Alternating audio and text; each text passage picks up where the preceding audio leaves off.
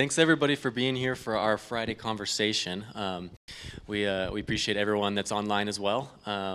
Today we have Robert Pedersen, founder at ZAGG. You're doing a lot of things now as well, and we'll get into that. But before we start diving into things, what should we know about you? What's your favorite cereal? I know you like to golf. Things like that. Yeah, I like golf. I've played more golf this year than I ever have before. I've been able to play with my boys. I've got 3 sons and a son-in-law and 2 nephews, and just love golfing with them and hanging out with them. Ultimately, that's what it comes down to in the end, right? Your family and golf, right? Favorite cereal? I don't know. Lucky Charms. I love Lucky Charms. Yeah, that's a good answer. I love honey nut. What is it? Honey nut? Cheerios. But half my kids are allergic to nuts, so I can't ever have them in the house. Oh. So I have to secretly go eat Honey Nut Cheerios somewhere. I got a hidden stash somewhere. Yeah. Love it. And where are you originally from? I grew up in Utah. I'm Utah born, raised, grown. Holiday. Okay. Our family moved to Holiday when I was just 5 years old. I was in the Avenues before that. And my parents found a little place in the woods, like on a stream on Walker Lane, kind of an old house, and moved there when I was just a kid. And my mom passed away a couple years ago, and we finally just sold that property after 50 years. And it was just kind of a dream growing up around there, and then I just ended up staying there. So, love Holiday. How much has it changed? How much has Utah changed? I know, right? I'm now kind of on the older where I can look back and go, when I was a kid, this whole area was just farmland, But it's changed a lot, but it's great. I love the diversity we have, and I love I think everybody here in Utah, you have the spirit and the roots of like where we came from, but now you have the additional aspect of a lot of perspectives of people coming from all over. You're from Colorado, right? Yeah. So just coming from all over the country and everything, and I think it's just a very diverse kind of place now. It is. It's good to see the diversity growing. We all know what Utah is known for, so the more diversity we can get, the better. Yeah. No, what's it known for? Pretty, well, we won't name a certain organization that... And it's all good, right? That's how it all kind of started, and kind of that spirit of, that pioneer spirit. Totally. Of adventure and overcoming odds, and same spirit, I think. No, and I joke about today. And I joke about the church, but Silicon Slopes is, in so many ways, Utah is Utah because of the pioneer spirit, the growth, sure. And what the Church of Jesus Christ of Latter-day Saints brought here in Utah. So and let's diving in a little bit with go back in time to when ZAGG started. Before ZAGG, I know you were at Del Sol, I believe, for a little while. Yeah. Talk about that for a brief second. Well, Del Sol is a family business. My younger brother Jeff actually still runs Del Sol, and now Caraloha, which is a sister company to Del Sol, and so it was all in retail. That's where I got my roots in retail. Gotcha. That Del Sol is all color changing products, and we started selling products down in the Caribbean, opened a little store in St. Thomas, and then all the cruise ship passengers would come and buy our color change products, T-shirts that change color in the sun, and Frisbees and nail polish and all this, and then I was like, wow, cruise ships go to other places as well, so we should maybe open more stores. And so we started opening more stores, Del Sol, and pretty soon we're with every cruise ship port.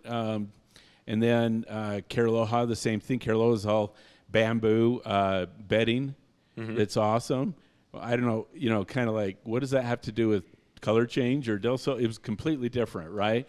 And people from Salt Lake would go on a cruise, and then they'd see a Caraloha store because it'd be promoted on the cruise ship, and they're like, oh, these sheets are amazing, It's like, and now I'm here in the St. Thomas or St. Martin in the Caribbean, and I'm looking at this little store that's Caraloha.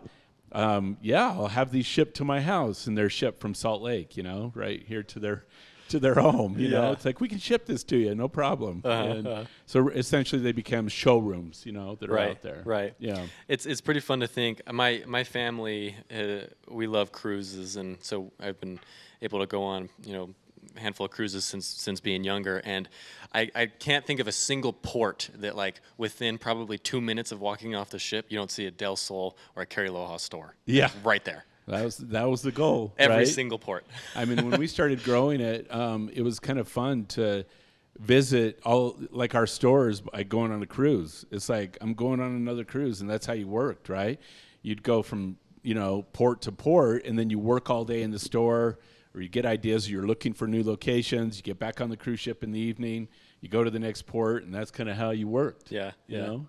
So we did the same thing in Alaska and Mexico. And right. Well, the so marketing forth. Yeah. worked too. I mean, it's kind of like I feel like Maverick has done a good job of sticking the gas stations before any sort of, like, off-roading fun activity type of area. There's always a Maverick. Yeah. You get off a cruise ship, there's a Del Sol. There it is. There it is. Yeah.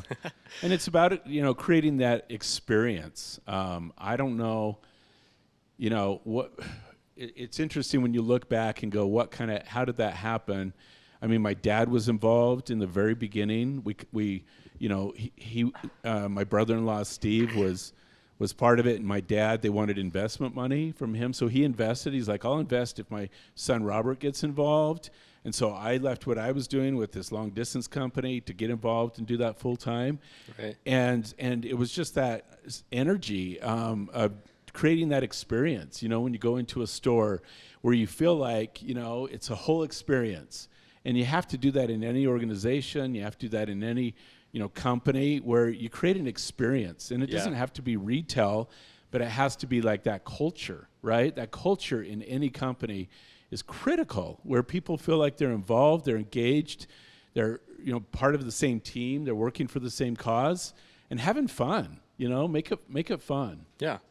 And a perfect transition on that note, looking at the growth of ZAGG, tell us a little bit about the culture decisions, the brand decisions. I mean, take us back years ago to start up ZAGG, what that looked like, and how you created that roadmap. Yeah, I mean, I'm considered the founder, but really I'm a co-founder. There was a young man by the name of Philip Chipping, and he's the one who came to me and he said, I have access to this film, and this film was used for helicopter blades to protect the leading edge of military helicopter blades. And it was like, oh, okay, cool, but this film was really cool, and we could maybe put it on like an iPod. Do you remember the first iPods, and they were like chrome and on the back of them, like and the they square. Scratched really easily? And it was like this thick. Yeah, it was like a brick. It was thick, but it was about this big, and Yeah. and it's like, we could put this on the back and protect it. And it was like, yeah, that's a great idea. So it was that was his idea, like, to put this film on the back of an iPod. And then the more I got into it, and I just started, like, working with him, consulting, and he was one of my young men in organization that, and so he'd come from me time to time with ideas, and, some of them were crazy, and but this is very cool, this film. So we repurposed this film to create it for the back of iPods, and then we ended up getting a patent for protecting the front of any electronic devices, and that was huge to be able to get that patent for the utility of using that film. It wasn't the chemistry of it itself, Right. And then when we put it on the front of an iPhone that we have today, that's a touch screen. I was actually at the show where Steve Jobs first presented the iPhone, and it was Macworld in San Francisco, and it was in 2005, I believe, and he's presenting the iPhone for the very first time. We're going to have a touch screen, and we had this little 10 by 10 booth there at Macworld, and they're like, people would come up, is this going to work with the new iPhone with the touch screen? We're like, we don't know. And, we'll find out. And so when I got a hold of the first iPhone and I put the film on, and let it dry, because if you remember, it had to be wet first, and then you squeegee out, and then let it dry overnight. And I turned it on, and I just like remember just swiping, and it worked, and I was like, it works. So that was lucky. But wait. So can we just highlight the magnitude of this moment here? So you literally you get access to this film that's coming from rotor blades on helicopters. Yeah. You decide to slap it onto a screen, a touch screen on a phone that just got announced and will become the most used phone in existence. Exactly. And you just swiped it and it worked. It worked. And then he was like, well, the company's born. Yeah. Well, I mean, we'd been doing, marketing it online for the back of it, right? And for like the Motorola Star Tac, I mean, we had all these little pieces that you'd put on all the pieces. And those who loved us, like as a company, they loved us. Like they were very loyal. But you're right. That moment, I mean, it could have gone one way or another, right? That's just so. That's so cool. So when the iPhone took off and everything, we started opening kiosks right outside Apple stores in all the malls. That was the strategy. Like, let's open a kiosk everywhere there's an Apple store. Well, and you knew that well from Del Sol experience. Exactly. So you knew right where to be. So we started opening retail stores. They would start with carts, and then kiosks, and then full stores.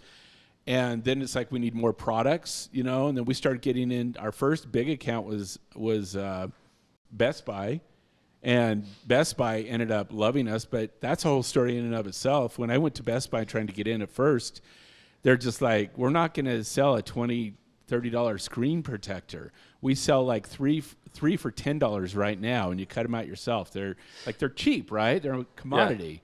Yeah. And I'm like, we're doing this. It's we're selling online. We have carts, kiosks, retail locations right outside your Apple stores right now, and they're sending everybody out of your stores into our kiosks at Best Buy, and Apple's doing it, same thing.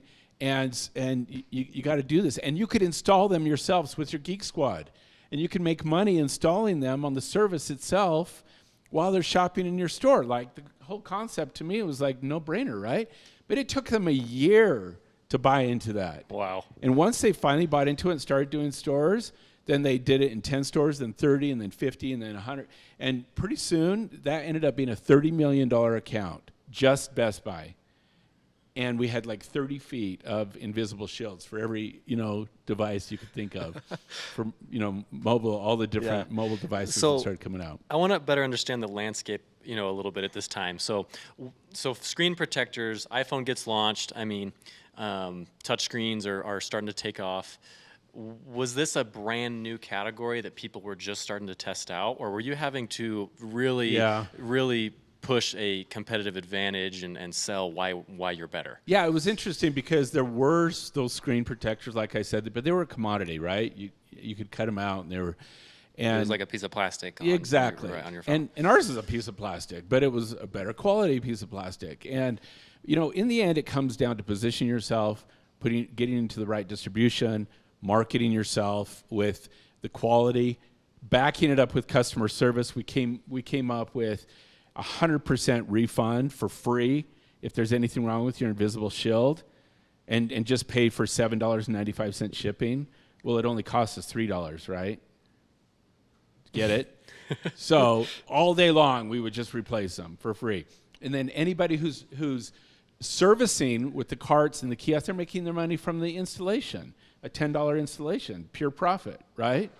And so the branding and the customer service behind it, like just really pushing branding, customer service. I can't emphasize that enough. Yeah. Because, we did end up getting that patent, but I think the only thing the patent did was helped us on a level to be able to keep out competitors from retail that we were getting into with distribution, to be able to say, we're the ones with the patent. In the end, you want to go with us, But in the end, it didn't help the consumer. The consumer doesn't care, right? Who has the patents, who doesn't have the patents. Sure. So it came down to branding and customer service and quality. And so had you expanded into any other lines at this point, or was it really focused on the screen protection? It's funny because everybody's like, we should just change the name of our company to Invisible Shield, because that's all we're about, is Invisible Shield.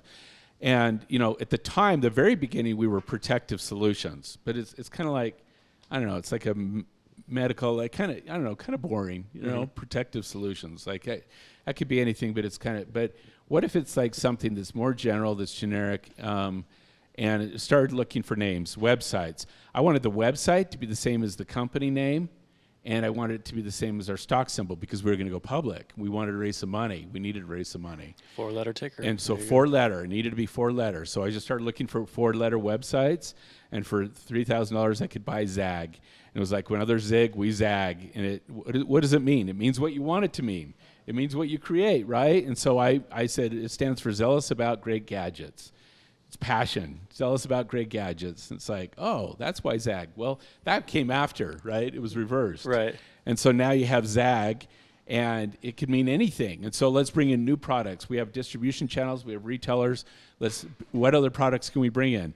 I mean, so we brought in products that had nothing to do with screen protection or protection, right? It was audio. Mm-hmm. We started our own audio line, which got, the attention of Skull Candy at the time. And they were kind of like frenemies. They were our enemies, our competitors, but we were friends and got to be friends with Jeremy and Rick and those guys. Yeah. But it's all about, again, that branding. It's all about the quality and the customer service, and then internally within the company, creating that passion, that zealous about great gadgets, but we're zealous about each other, or about working together, that culture.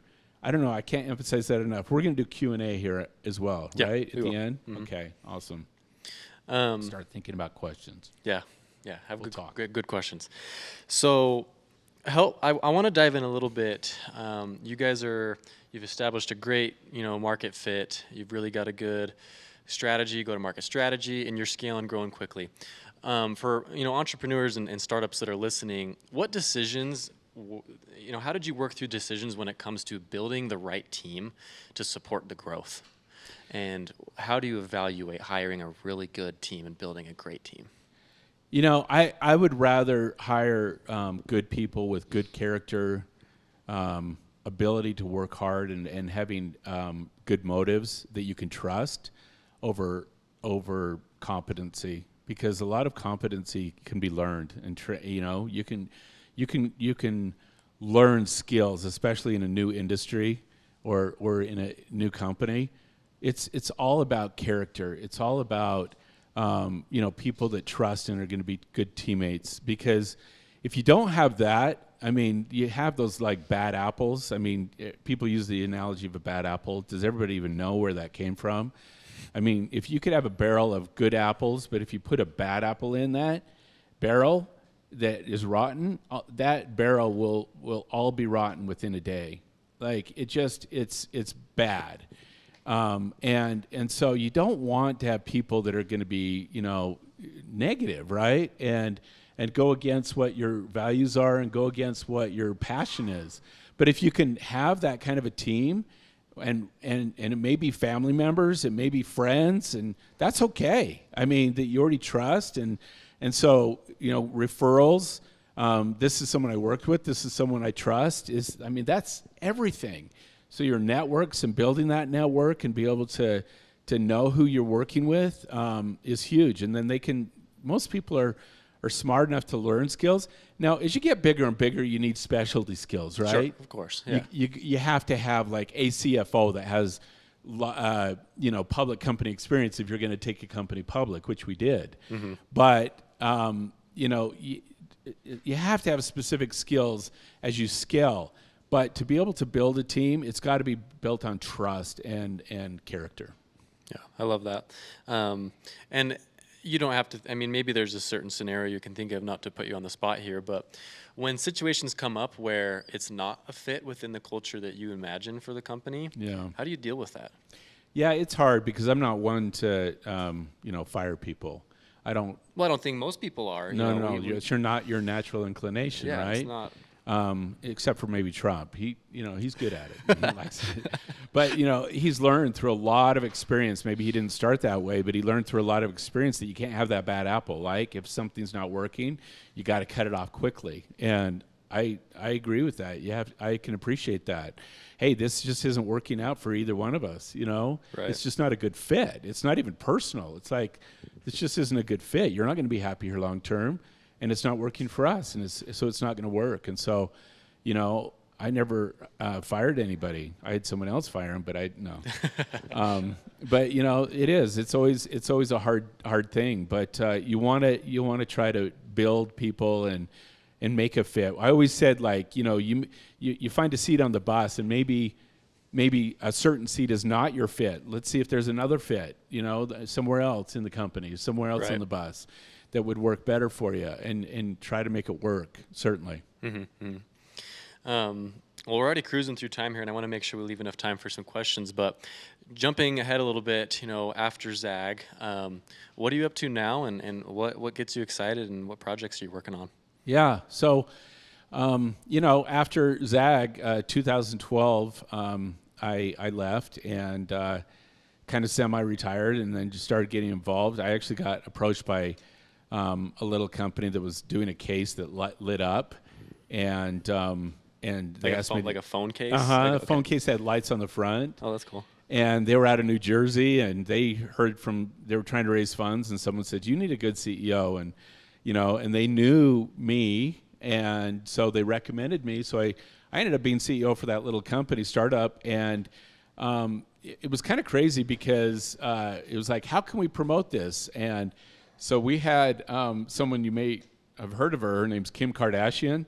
Never heard of her. She liked our light-up case because she could do selfies and have the lights come right on her, Yeah. It's funny, I looked up, and these lights that are up here, it's just like the phone case. Right. Like, and you always want to do a selfie like at a 30-degree angle, I learned, This is like your best angle, this light right here. That's perfect. Your kids are watching live going, oh.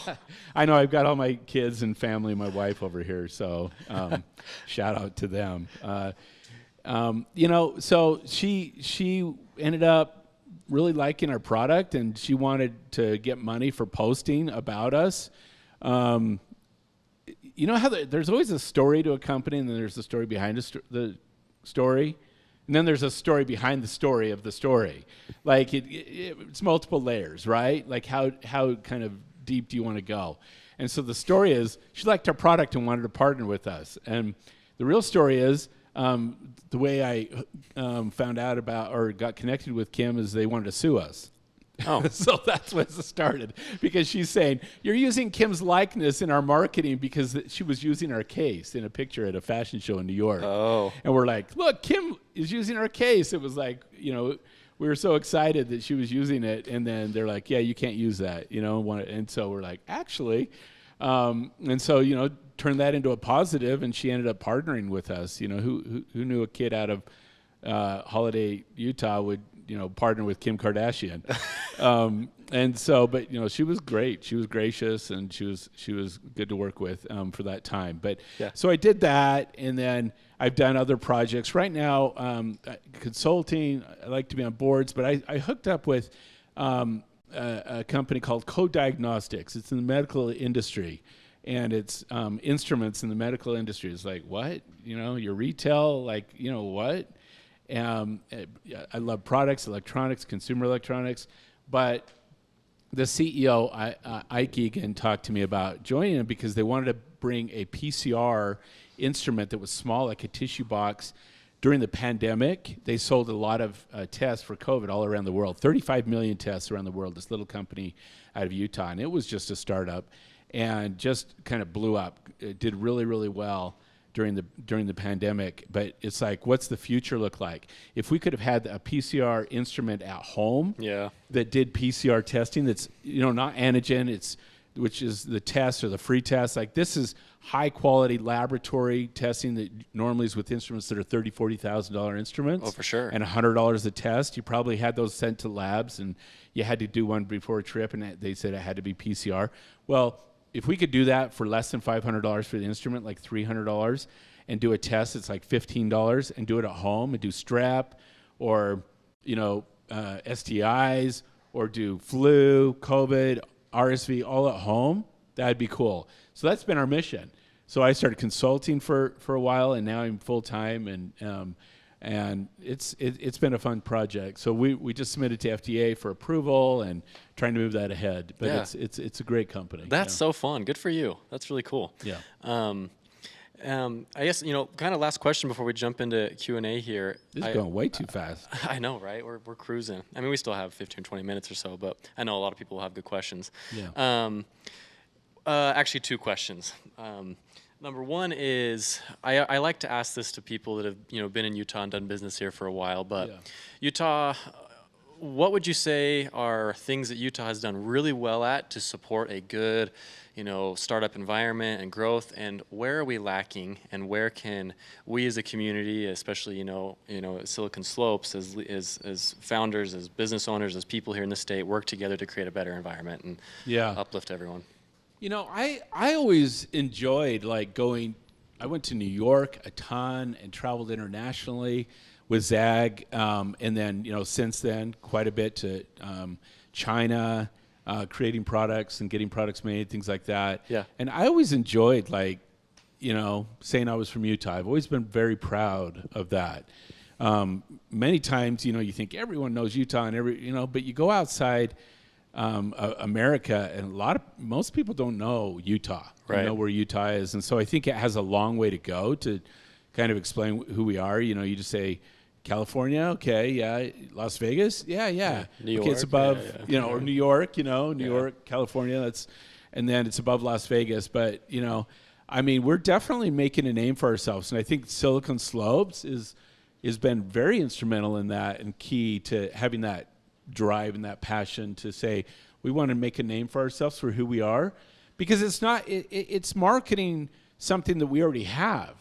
It's not even wow, we need to create a good state, Sure. We already have a great state. We already have a great ecosystem and great companies here, but it's we just need to market it better and get it out there more, and I think that is happening. I always use the analogy of, building a website. A lot of people would be like, let's build a great website, and it's going to be so successful. You could build a fantastic website, but it's like building a retail store in the middle of the desert. And it's just gorgeous. It's beautiful. But how do you get to it? And, are you going to make a trip to go to it? What's the purpose? How do you even know it's even there? Mm-hmm. And that's all marketing, right? That's all marketing is get people to the store. So you can have a great company. You can have a great state.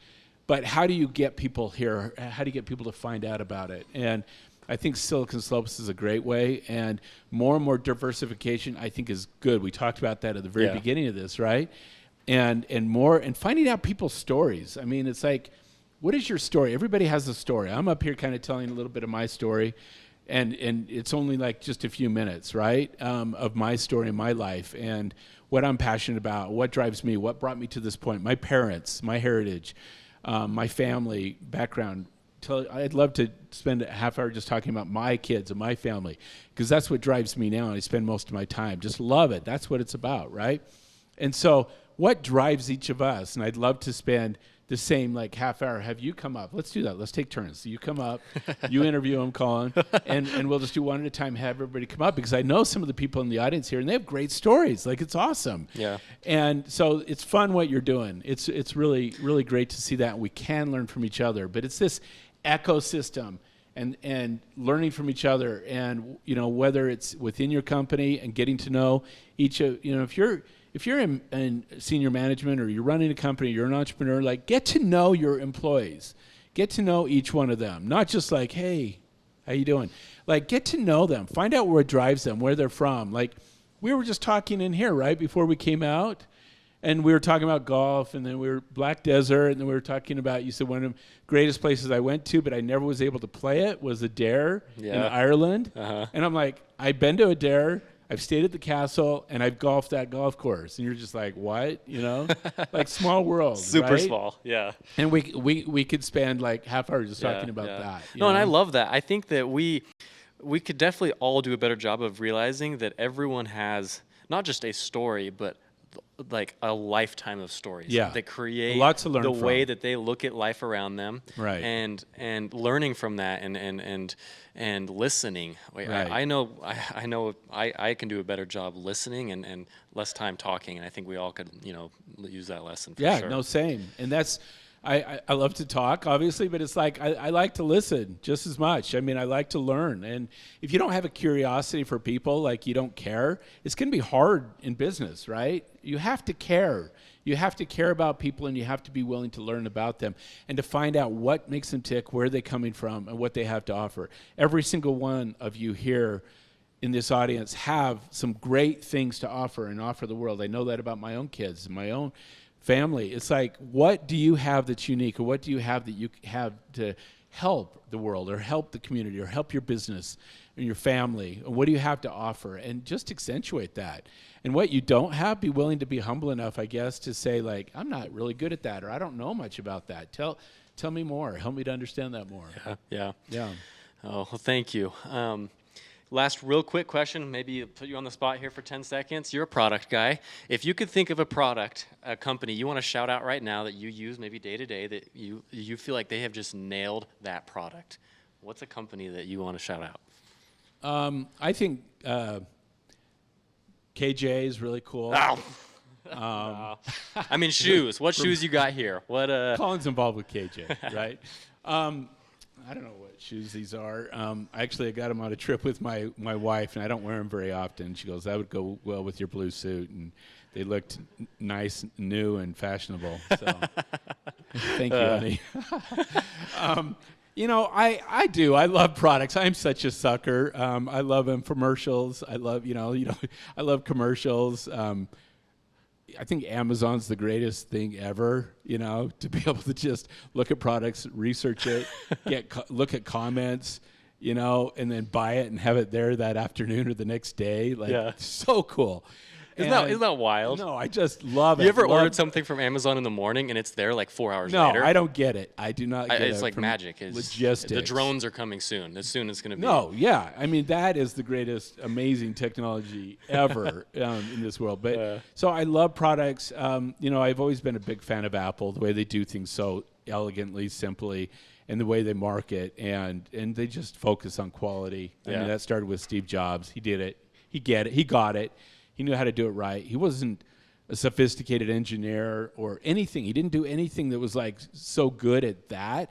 He was just good at seeing the big picture and all the pieces and putting them together. That's what he was good at. Yeah. And I just respect that and appreciate that. I was on Jim Cramer's show, Mad Money, and it was the morning after Steve Jobs had died the night before. And normally Jim Cramer's really harsh, right? And kind of hard interviewer. Harder than you even, Colin, I feel like asking tough questions, and he, at the time, he was like, ZAGG, because we were public and he actually was just like, so like loved Steve Jobs and Apple, that we just talked about Apple and being an Apple derivative and Steve Jobs the whole time. And so it ended up being really a good thing. That's fun. Yeah. Awesome. Thank you. Well, let's open it up to the audience here. I think there's a microphone. Get passed around. Troy Campbell, my company is Stampede Digital Systems. We're in the Salt Lake marketing agency. Okay. Just a question on kind of growth and scaling. There might be a time when you may have zigged when you should have zagged. Kind of your experiences that what mistakes may have you made and what wish that you could have done better. As you're trying to grow and scale, something like that you could share. Yeah, some of the thank you, good question. There's always lessons learned. It's never a straight path, that's for sure. I mean, have a clear goal as to where you want to get to. We need to raise money, and it would be really cool to take ZAGG public. We were starting to grow. I had no idea how to do that, right? I'd never taken a company public before, and I didn't know anything about it, right? So I just started asking, how do you do this? How do you do this? And we ended up doing it, right? So you get the right people surrounding you and involved, but it was such a jagged path. I mean, I probably would have just done an IPO rather than going public on the OTC market, because I felt like we were having to swim upstream and prove ourselves the whole time. Luckily, we were doubling every single year for 7 years. We took it from scratch to 260 million in sales in 7 years. I mean, it was crazy, right? And so, ton of lessons learned. But looking back, like we did a lot of amazing good things too. One thing that came from my wife actually was like, you need to be home for dinner with the family and every night and be there by, reasonable time, like 6 o'clock, be home. And I'm like, that can't always happen, right? I mean, you have meetings, and she's like, aren't you the one that's like dictating who's doing the meetings and when the meetings are? Yeah, okay, so you can be home at 7, right? Or 6, I guess I can. And so we made it a policy that you had to be home by 6 o'clock for dinner every night at ZAGG. And so it's easier when you have and you can do things like that, but we can all influence things. Some things were good, some things weren't, but you have to ultimately establish, where do you want to get to? I thought MC Hammer, his song would be awesome. No, can't touch this. No, can't touch this. It was the first concert I went to, MC Hammer. So I was always he was so cool. His hammer pants and the way he danced and everything. And I'm like, I want to meet him, and in fact, I want his song, and I want him to do his song. But he would modify it and say, no, can't scratch this. No, can't scratch this with an iPhone, with our invisible shield. And I thought that would just be perfect. So I would just mention that every once in a while to people, do you know MC Hammer? And and finally someone said, my wife knows his wife. And I'm like, you're kidding. I really want to meet him. Guess what? I had dinner, just the two of us, me and MC Hammer in San Francisco. And we did a deal together. And he was going to be on Oprah, Where Are They Now? And so he ended up being on the Oprah Winfrey Show. And he took our ZAGMate portfolio and he promoted it on the Oprah Winfrey Show. And it was like an infomercial. And we went to Apple, and I did a meeting with Apple because of him, because he did a concert for them and they owed him. And they wanted his autograph more than they wanted my product, but still it was amazing. And after the thing, I'm like, where are you going? He goes, oh, I'm going to Chicago. What are you doing? Oh, I'm going to be on the Oprah Winfrey Show tomorrow. And I'm like, are you serious? You got to promote our ZAGMate. And he's like, I know, I should. How much am I going to get for that? What would it mean for me? And I'm like, good question, let's do it. Literally on a napkin, on the back of a car. Okay, if she says ZAGG, I'm going to pay you this much. And if she says a quote that I can use as something positive, I'll pay you this much. And it ended up being she's like, ZAGG, who does this? And it says ZAGG. This is so cool, I love this. Quote. Everyone should have one of these. Quote. I'm just ching, ching, cha-ching, But it was awesome. And finally, that's when Best Buy is okay, we'll bring it in, because they only saw us pigeonholed as the Invisible Shield Company, right? That's all they saw us as. And then that was our first product. It's the ZAGMate. It was a keyboard for the iPad. And how did we become a keyboard company, right? Just a lot of trips to Asia. What else do you have? Consumer electronics. What's cool? What could go with consumer? Just that's it. Always thinking out of the box. But anyway, a lot of things we did wrong. That's just part of the nature. But a lot of things we did right. But set a goal, whether it's to meet MC Hammer or to go public or whatever it is. Set a goal. You don't know how you're going to get there, and you're going to make a lot of bad decisions as far as how you get there, or the timing, or whatever it is along the way, or people that are involved with you in the organization that you trusted and then end up turning on you, whatever. Things you could go back and say, I wish I wouldn't have done that. But guess what? That's part of the journey. I have no regrets, Richard Branson, I look at him and the way he lived his life and the way he lived his business life. I just think he's awesome, and he's always about fun, having fun, but he's always pushing the envelope. And he's one of his quotes, and I'll just paraphrase it, is the brave will live longer. And, the courageous may have shorter lives, but they're going to live, and as opposed to not living life. Live life. And so no regrets. That's it. MC Hammer is such a genuine guy. I had the opportunity to meet him in line at a cafeteria at CES years ago. Really? Isn't My he, goodness, though? is He's there a anybody really, else really in the room nice that's guy. met MC Hammer? Is this normal? Yeah. Yeah, who hasn't met him? He's just such a nice guy. He Anyway, is. Such a nice guy. Yeah, he is. Yeah. So David Politis, Utah Money Watch, and the David Politis Company. So I'm curious, looking back at your decision to do a reverse shell merger, Yeah. what was the biggest lesson you learned from that, good or bad? Well, it ended up turning out fine because we had performance. Yes. Right? Because in the beginning, with any company, whether it's with media or being a public company or with investors or whatever, in the beginning, they're not going to give you really a shot because they just, everyone's burned and they're disbelieving. Is this really going to be the real thing?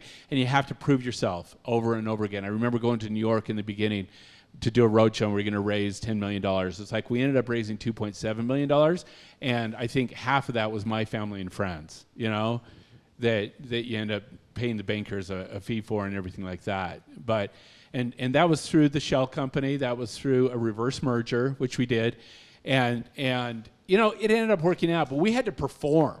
And then going back to those, doing that roadshow a year later, going to New York and saying, we're back here again, look at our performance. And they're like, whoa, okay, that's cool, that's interesting. And then still not getting involved. And then, it maybe took 2 years or 3 years. They're like, okay, these guys are for real. Like, this is happening. And then they get involved, and then it creates momentum. But, I probably, like I said, doing it again, I probably wouldn't do that because we did grow, and then do an IPO, but it gave us some money in the beginning, right? When we were just a startup to be able to do some of the things we wanted to do, but we had to dilute the company enormously to make that happen. But it's okay. It's okay. It all turns out, if you can perform and execute. Yes, sir. Over here in the Hawaiian shirt. There's a Hawaiian shirt here that asks a question, and then David, and then a Hawaiian shirt. The first question here. we all need to know is, have you met MC Hammer as well? So when I was 16, no, I haven't. I was like, are you kidding me? Oh, you haven't? I'll introduce you. I wish. I've met very few famous people. My name's Jacob Maurice. I'm a mechanical product designer. Okay. And so as a product guy yourself, Yeah. I love designing products, innovative products, but I'm also a socially awkward engineer, and marketing isn't anything that I'm any good at. With a Hawaiian shirt on. With a Hawaiian shirt. Yeah. Yeah. Love it. So I haven't figured out how to get the Hawaiian shirt to sell anything, and I can't even. I'm just not good at it. Let's say that 3 times fast. Hawaiian shirt to sell anything. I think if I do, I'll end up swearing on accident by the end of it. Yeah. But you talked about ZAGG starting with somebody coming to you with basically a product idea and helping them move. Yeah. Do you have any suggestions for a guy who can design cool products but can't get them sold? Like who to connect with or how to connect with people to actually get things out in the market? Good question. Just talk to people, right? And you're like, I'm socially awkward. Don't be socially awkward. Well, I'm fine to talk to people. I just sound like a weirdo when I do. No, but just, hey, I've got a really cool product if you're interested in hearing more about it. And let me just tell you really quickly what it is. Try to, talk about the elevator pitch, right?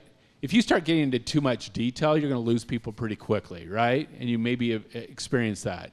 Because when you're very technical and technically minded, and I'm working with a lot of scientists right now, and it's like, tell me about your product. And it's like, well, and they get into really all the nuances, the layers, and the things that to them are cool are the things that nobody else understands. And that's not cool to everybody else though, right? So you have to find a common ground. You have to find something that they're interested in, and once you find that connection, then you can take it to the next layer and to the next layer, and that's just human relations, right? Just talk to people. Talk to a lot of people. I have this product. This is what it is, and you're going to make a connection. It's the same thing I did with MC Hammer, right? Yeah. It's just going to come together. You got to put it out there. That's what I want. And it will happen. It will. Thank you. Okay, I think we've got time for maybe one more. No one from my family? No one's going to put me on the spot here? I'll go next. So this is Nadish. We are a startup. We are in the EMS space. Obviously, alone we cannot build large companies. We need help, right? Yeah. So these days what is happening is that anytime you go out and ask for help, it's always about how much you can give me in the equity, how much you want to dilute the company. What would you recommend to a startup saying, when you go out for help, and everybody will give you help, but in return they will ask you something. Yeah. How much you should dilute at what stage? That is a challenge we are running into right now, where how much should I dilute, right? Like for what kind of help? It's a tough question we are facing right now, and any advice will be greatly appreciated. Yeah, that's always such a tough one, right? He's talking about equity in your startup and dilution, and how do you get people involved and get excited about it and give them a piece of it as opposed to not. One of the reasons I wanted to go public with ZAGG was actually to make it public so we had stock that we could give employees. So when we went public, I gave about 15% of the company just to the employees. And that was big, right, for them. And there were years because of that, and then going forward, like every year, giving additional options and stock. And there were years that they're making more money with the stock than they were with their salaries.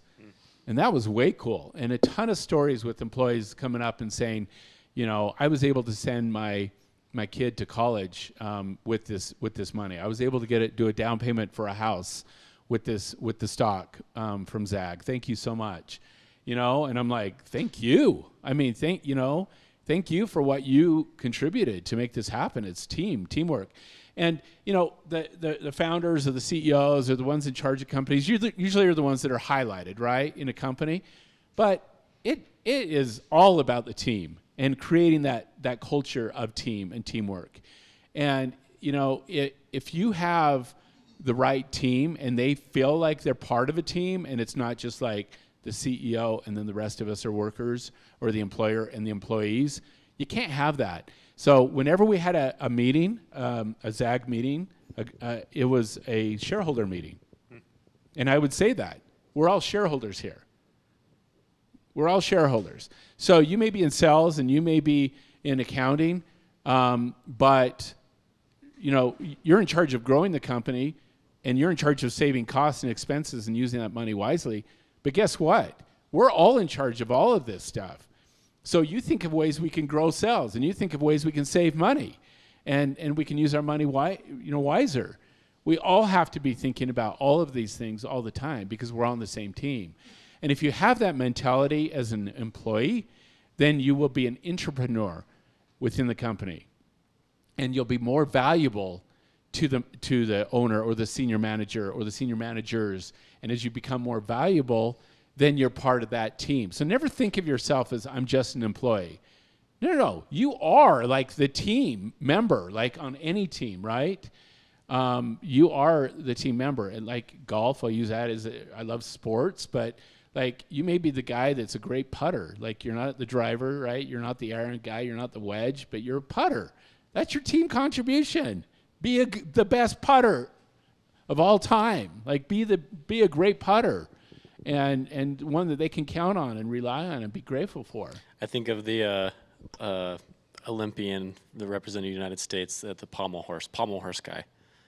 Yeah. He came in last second and ended up helping get them third place. Yeah. And it was relied on him. Right? All of a sudden it comes down to one guy, one shot, or one, it's like, I thought when you were talking about the Olympics, I thought you were going to talk about the woman breakdancer. Oh. Did y'all see that? Okay. That's another conversation for a different day. Yeah. Thanks, Jason. Thanks everybody for being here. Want to make sure that we know you're busy. Thank you, Robert. Seriously, and thank you for bringing your family as well. So. Yeah, no, thanks everybody. It was fun. I appreciate it. Thanks, family. Okay, thanks. All right.